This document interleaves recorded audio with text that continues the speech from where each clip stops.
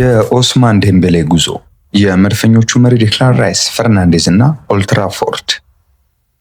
ሰላም ሰላም ውድ የፉትቦል ማዕድ ተከታዮች እንዴት አላችሁ? ፉትቦል ማዕድ ዘወትር ወደ እናንተ በእግር ኳስ አጫጭር መረጃዎችና ፕሮፋይል ነክ በሆኑ ጉዳዮች እየደረሰ ይገኛል። አሁንም በውጣ ውረድ የተገኘውን ትልቁን ባለክብር ኦስማን ዴምቤሌን፣ የአምበልነት ምልክት በክንዱ ላይ ያላሰረውን የመድፈኞቹ መሪ ዴክላን ራይስን እና ኦልትራፎርድ የነገሰው ዝምታና ብሩኖ ፈርናንዴዝን እንቃኛለን።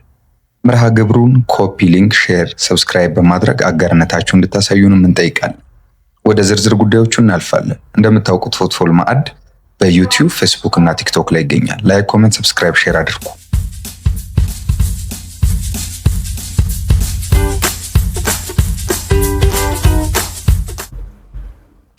ኦስማን ዴምቤሌ የዓመቱ ምርጥ ተጫዋች በሚል በፊፋ ተመርጧል። የ2025 የፊፋ የዓመቱ ምርጥ ተጫዋች በኳታር መዲና ዶሃ ላይ ይፋ ሲሆን ኦስማን ዴምቤሌ ምርጥ ተጫዋች ተብሎ ተመርጧል። ፈረንሳዊ የፊት መስመር ተጫዋች ኦስማን ዴምቤሌ የፈረንሳይ ሊግ አሸናፊ፣ የአውሮፓ ቻምፒየንስ ሊግ አሸናፊ፣ የኮፕ ደ ፍራንስ አሸናፊ፣ የአውሮፓ ቻምፒየንስ ሊግ የዓመቱ ምርጥ ተጫዋች ሆኖም ማጠናቀቁ ይታወሳል። በተጨማሪም ኦስማን ዴምቤሌ ከበርካታ ውጣ ውረድ በኋላ ዳግም ከፍ ባለበት ፓሪስ የ2025 የባላንዶር አሸናፊ በመሆን የወርቅ ኳስን የግሉ ማድረጉም ይታወቃል። ታዲያ በውጣ ውረድ የተገኘው ትልቁ ክብር የኦስማን ዴምቤሌ ጉዞ ምን ይመስላል? አብሮነታችሁ አይለየን። ፕሮግራሙ ላይ ኮሜንት፣ ሰብስክራይብ፣ ሼር አድርጉ።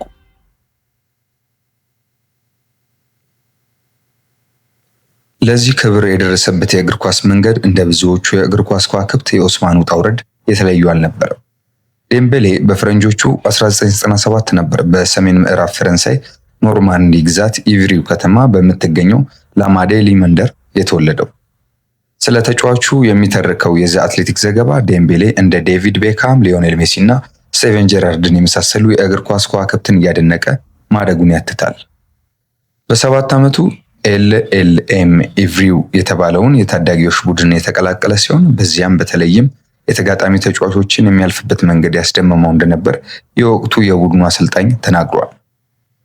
በፕሮፌሽናል ክለቦች እይታ ውስጥ ለመግባት ብዙ ጊዜ ያልፈጀበት ዴምቤሌ በ12 ዓመቱ ነበር የብሬን ክለብ መርማዮች መርጠውት የክለቡን አካዳሚ የተቀላቀለው። ከዚያም በ18 ዓመቱ ዋናውን ቡድን ከተቀላቀለ በኋላ በ2015-16 የውድድር ዓመት በሊግ 1 ለሬን 26 ጨዋታዎችን አድርጓል።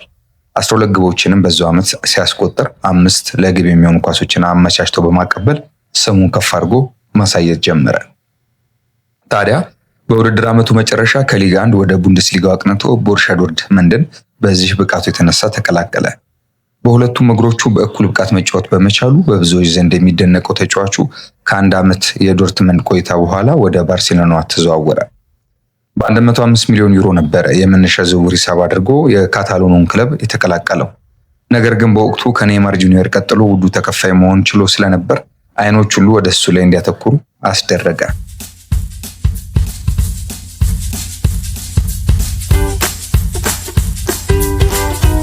ሆኖም የካምፕኑ የ6 ዓመት ቆይታው በጉዳትና ከሜዳ ውጭ ባሉ ምክንያቶች በውጣ ውረዶች የተሞሉ ነበር። የቢቢሲው ስፖርት ጸሐፊ ጉሌም ባሌክ ዴምቤሌ እንዴት ዳግም ወደ ትክክለኛው የስኬት መንገድ ተመለሰ በማለት ሰፋ ያለ ሀተት አስነብቧል። በባርሴሎና ባጋጠመው ተደጋጋሚ ጉዳት በድምሩ ከ780 በላይ ቀናት ከሜዳ የራቀው ተጫዋቹ ከጉዳቱ ባሻገር በዲሲፕሊን ምክንያት በተደጋጋሚ በክለቡ ለቅጣት ተዳርጎ እንደነበረም እናስታውሳለን። ኦስማን ዴምቤሌ በፈረንጆቹ 2021 ከሞሮኮዊት ፍቅረኛው ጋር ትዳር መስርቶ የልጅ አባት ከሆነ በኋላ ግን በእግር ኳስ ሕይወቱ ለውጦች መምጣታቸውን በቅርብ የሚያውቁት ይናገራል። አባትነት ሕይወትን በተለየ መንገድ እንዲያስብ አድርጎታል የሚለው የቢቢሲ ስፖርት አምደኛው ለዛሬው የእግር ኳስ ስኬቱ ወሳኝ እጥፋት እንደነበርም ይገልጻል። ዴምቤሌ ወደ ፈረንሳይ ተመልሶ ፒኤስጂን ከተቀላቀለ በኋላ አሁን ለክለቡ ታሪካዊ የሻምፒዮንስ ሊግ ስኬት ቁልፍ ሚና የተጫወተ ተጫዋች በመሆን ስኬቱን ከፍ አድርጓል። በፊፋም የዓመቱ ምርጥ ተጫዋች ተብሎ የ2025 ስኬትን ተጎናጽፏል። የፓሪሱ ክለብ ለመጀመሪያ ጊዜ የቻምፒየንስ ሊግ ባለክብር ሲሆን ከፓሪስ በስተ ምዕራብ በ96 ኪሎ ሜትር ርቀት በምትገኘው ኢቭሪው የተወለደው ዴምቤሌ የውድድሩ ኮከብ መባሉም አይዘነጋም። ባለፈው የውድድር ዓመት በሁሉም ውድድሮች ባደረጋቸው 54 ጨዋታዎች 33 ግቦችን አስቆጥሮ 15 የሆኑ ኳሶችን ለቡድን አጋሮቹ አመቻችቶ በማቀበልም በ48 ግቦች ላይ በቀጥታ ተሳትፎ አድርጎ ነበር። በፈረንሳይ ፓሪስ በተከናወነው የ2025 የባላንዶር የሽልማት ስነ ስርዓትም የወርቅ ኳሱን ከብራዚላዊ ኮከብ ሮናልዲኒዮ ጎቾ እጅ ተቀብሏል። በዛ የሽልማት ስነ ስርዓት ላይ በእንባ በታጀበው ንግግሩ በዚህ ቦታ ተገኝቼ ይህን ሽልማት ከሮናልዲኒዮ እጅ መቀበል ለእኔ ትልቅ ክብር ነው። ይህን የሚገልጽበት ቃላት የለኝም። በፒኤስጂ ለተሰጠኝ እድል ማመስገን እፈልጋለሁ ሲልም ተደምጧል። ያለፈባቸው መንገዶች ቀላል እንዳልነበሩ ገልጾ ቤተሰቦቹ በተለይም ደግሞ እናቱ ላደረጉለት ድጋፍ ምስጋናውን ማቅረቡን እናስታውሳለን። ዴምቤሌ ከዚህ ክብር አስቀድሞ በፈረንሳይ ሊግ 1 በ21 ግቦች የወርቅ ጫማውን የግሉ ማድረጉ የሚታወስ ነው። በፊፋ የዓመቱ ሽልማትም ትላንትና ምርጥ ተጫዋች በሚል ተመርጧል። የ2025 የፊፋ የዓመቱ ምርጥ ተጫዋች ዴምቤሌ በኳታር መዲና ዶሃ ላይ ይፋ ሲደረግ እሱም ከፊፋው ኢንፋንቲኖ እጅ ሽልማቱን ተረክቧል። ታዲያ ፈረንሳዩ በዚህ ዓመት የፈረንሳይ ሊግ አሸናፊ፣ የአውሮፓ ቻምፒየንስ ሊግም አሸናፊ፣ የኮፕ ደ ፍራንስም አሸናፊ፣ የአውሮፓ ቻምፒየንስ ሊግ የዓመቱ ምርጥ ተጫዋች ሆኖ ማጠናቀቁ ይታወቃል። የኦስማን ዴምቤሌ ጉዞ ከውጣ ውረድ እስከ ስኬት።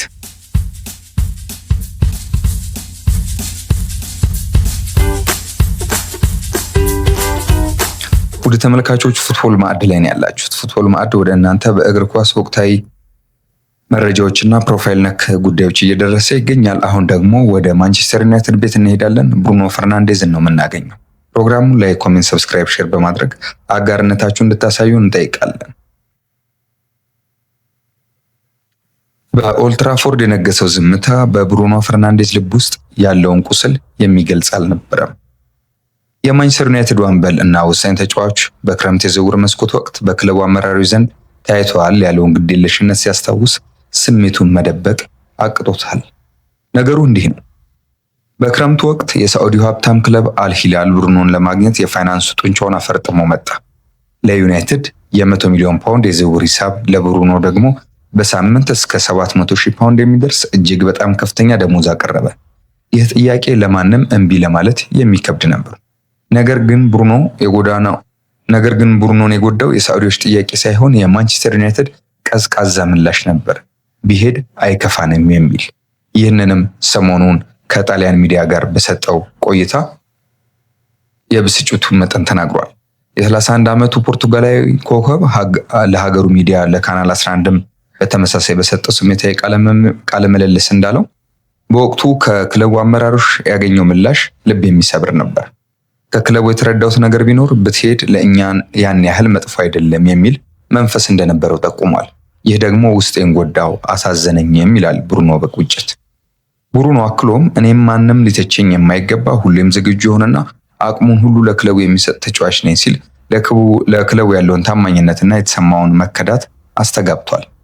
እንደ ብሩኖ ገለጻ የክለቡ ዳይሬክተሮች እሱን ለመሸጥ ፍላጎት ነበራቸው።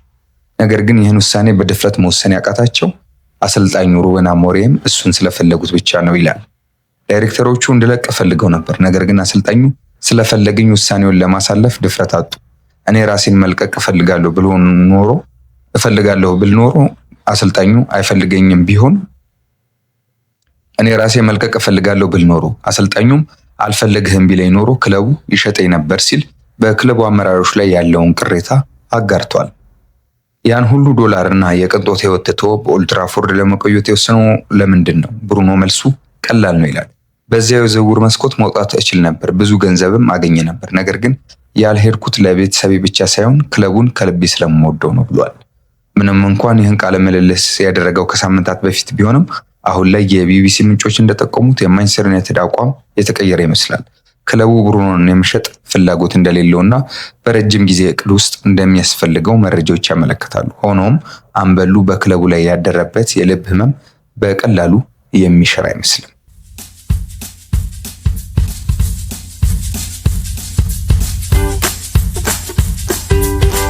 ከብሩኖ ከማንቸስተር ከላንካሻየር ግዛት በቀጥታ ወደ ሰሜን ለንደን እናምራለን። አርሰናል ቤት የአምበልነት ምልክት በክንዱ ላይ ያላሰረው የመድፈኞቹ መሪ ዴክላን ራይስ።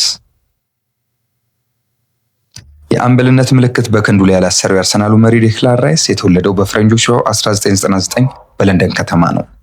ዴክላን ራይስ የእግር ኳስ ህይወቱን የጀመረው በ2006 የቼልሲ አካዳሚን በመቀላቀል ሲሆን ክህሎቱን የተጠራጠሩት ሰማያዊዎቹ ግን በ14 ዓመቱ ለዌስትሃም አሳልፈው ሰጥተውት ነበር። በዌስትሃም ዩናይትድ ራሱን በሚገባ በማጎልበት በተለይ ከ2017 ጀምሮ የመዶሻዎቹ ቁልፍ ተጫዋች ለመሆን በቅቷል። በመቀጠልም በ2022 የዌስትሃም ዩናይትድ አንጋፋ ተጫዋች የሆነው ማርክ ኖብል ከክለቡ መለያየትን ተከትሎ ራይስ የክለቡ አምበል መሆን ቻለ። በቀጣዩ ዓመት መድፈኞቹ የአውሮፓ ኮንፈረንስ ሊግ ዋንጫን ሲያሸንፉ ራይስ የውድድሩ ኮከብ ተጫዋች በመባል ተሸልሟል። ለለንደኑ ክለብ 245 ጨዋታዎችን ያደረገው ዴክላን ራይስ 2023 ወደ ሌላኛው የሰሜን ለንደን ክለብ አርሰናል በ100 ሚሊዮን ፓውንድ ተዘዋወረ። ይህም ዝውውር ከእንግሊዝ የምንጊዜም ውድ ተጫዋቾች ዝርዝር ውስጥ እንዲካተት አድርጎታል። በወቅቱ ሪያል ማድሪድ፣ ማንቸስተር ሲቲን የመሳሰሉ ኃያል ክለቦች ተጫዋቹን ለማዘዋወር ፍላጎት አሳይተው ቢሆኑ ራይስ ግን የሚካኤል አርቴታውን ቡድን ምርጫው አደረገ። ወደ መድፈኞቹ ከተዘዋወረ ጊዜ ጀምሮ የወጣበት ውድ የዝውውር ዋጋ ሳይጫነው ወጥ ብቃትን እያሳየ የሚገኘው ራይስ በአርሰናል ቤት የመሪነት ሰብዕናን ከተላበሱ ተጫዋቾች መካከል ቀዳሚው ነው። በተለይ በሁለገብነቱ ኳስ ይዞ በመቆየትና አስደናቂ በሆኑ ሸርተቴ ኳስ በሚነጥቅበት መንገድ ብሎም በሜዳው ውስጥ ድካም የማይታይበት ታታሪነቱ በመሪነት ክህሎቱ ምጎሳን እንዲያገኝ ያደረገው ነው። የ26 ዓመቱ እንግሊዛዊ ምንም እንኳን በአሰልጣኙ የአምበልነት ሹመትን ባያገኝም በሜዳ ላይ እንቅስቃሴ የቡድን ጓደኞቹን በመምራት ትዕዛዝ በመስጠትና ተነሳሽነትን በመፍጠር የሚስተካከለው ግን ያለ አይመስልም። አርሰናል የሊጉን ዋንጫ የማንሳት ከፍተኛ ጫና ባለበት በዚህ የውድድር ዓመት ዴክላን ራይስን የቡድኑ ዋና አምበል ማድረግ አማራጭ የሌለው ጉዳይ መሆኑን በርካቶች እያነሱ ይገኛሉ።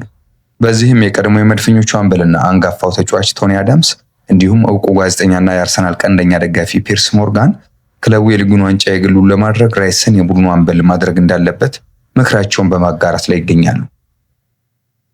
የቡድኑ አምበል ማርቲን ኦዲጋርድ ባለው የመሪነት ብቃቱ የሚጠራጠሩት ደጋፊዎቹ በእሱ አምበልነት አርሰናል ዋንጫ ማሳካት አይችልም የሚል ድምዳሜ ላይ የደረሱ ይመስላል።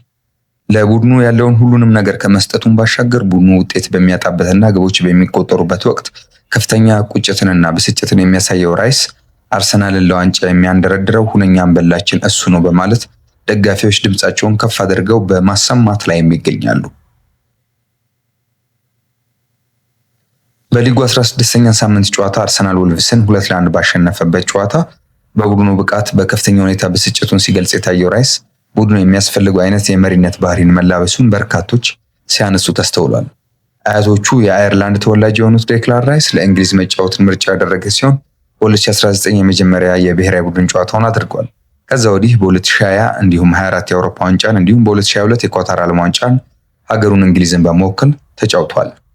በበጎ አድራጎት ስራዎቹም የሚደነቀው ራይስ 5 ሚሊዮን ዩሮ በማውጣት ለቤት አልባ የሀገሬው ዜጎች ቤቶች መገንባቱም ተነግሯል።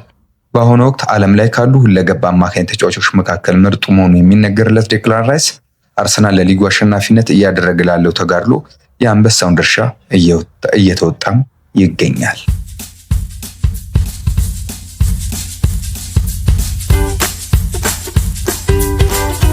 ውድ ተከታዮቻችን በፉትቦል ማዕድ ወቅታዊ የእግር ኳሳዊ መረጃዎች ወደ እናንተ የደረስንበት ጥንቅር ይህን ይመስላል። አብሮነታችሁን ስላሳያችሁን እናመሰግናለን።